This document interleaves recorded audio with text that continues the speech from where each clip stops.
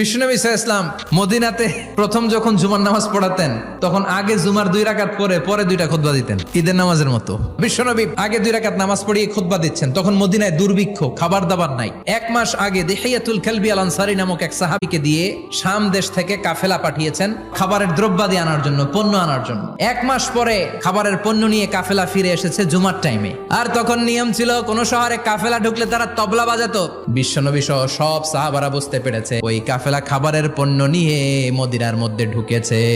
এখন মসজিদে কানাঘুষা, 12 জন সাহাবা বসে আছেন, সব সাহাবারা পণ্য কেনার জন্য চলে গেল। সাহাবারা ভাবলো নামাজ আসল, নামাজ তো পড়েই ফেলছি, এখন খুতবা সমস্যা নাই, কিন্তু আল্লাহ এটা সহ্য করলেন না। এজন্য সাহাবাদেরকে ধমক দিয়ে আমাদের চোখে আঙ্গুল দিয়ে আল্লাহ আয়াত নাজিল করলেন, ও নবী আপনি বলে দেন আমার কাছে এত বিশাল ধনভাণ্ডার আছে, সবার যত চাহিদা যত কামনা আছে সব যদি দিয়ে দেয় আমার ধনভাণ্ডারের 1 ইঞ্চিও কমবে না।